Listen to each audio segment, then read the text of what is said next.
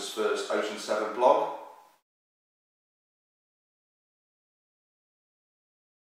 Years ago I was on a plane watching a movie called On a Clear Day, which was about a guy who had lost his job, who decided to swim the English Channel. I turned to my wife and said, I think I'll do that.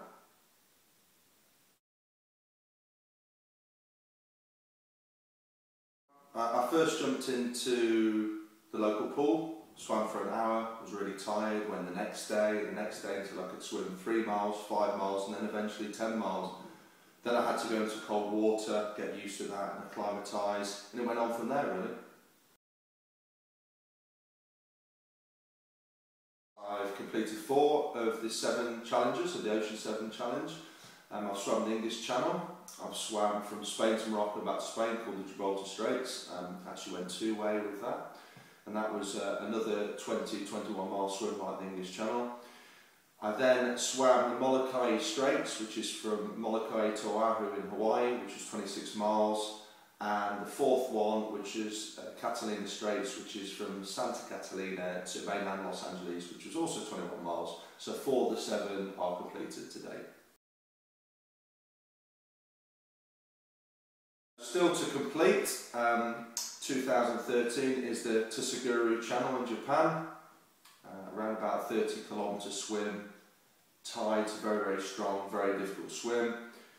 Cook Strait in New Zealand, which is around about 19 miles, again has different challenges from the weather. It gets very windy, there's only 10 crossings allowed a year because it is so rough the weather.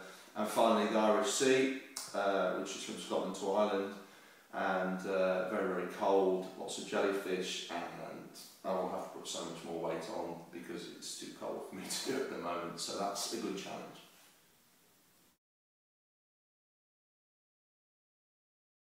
The most difficult swim today is definitely the Hawaiian swim, so the Molokai Straits. Reason being that it was 26 miles, it turned into 37 miles in the end. I ended up swimming another 11 miles because the current and the tide pushed me sideways.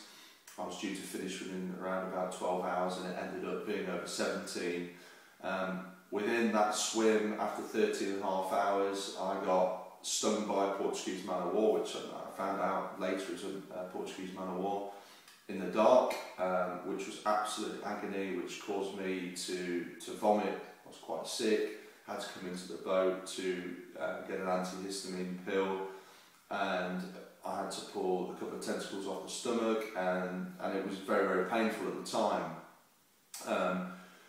Round about 5 minutes I was treading water, trying to overcome the pain, and just managed to kick on really, because the thought of getting out and not succeeding was just never an option. So that is definitely the worst one to date.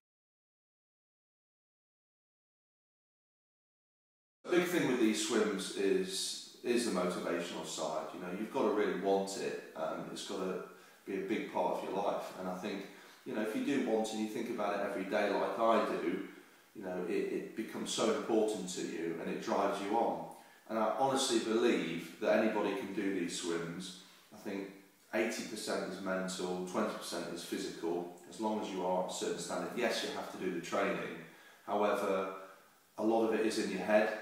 And when you're working against the cold and your mind is saying to you, get out, you can't take it anymore, and you're shivering, you know, you have to combat that somehow. And the way I do it is just to think positive thoughts. While you're thinking positively, you can't think negative. I know it sounds obvious, but that's true.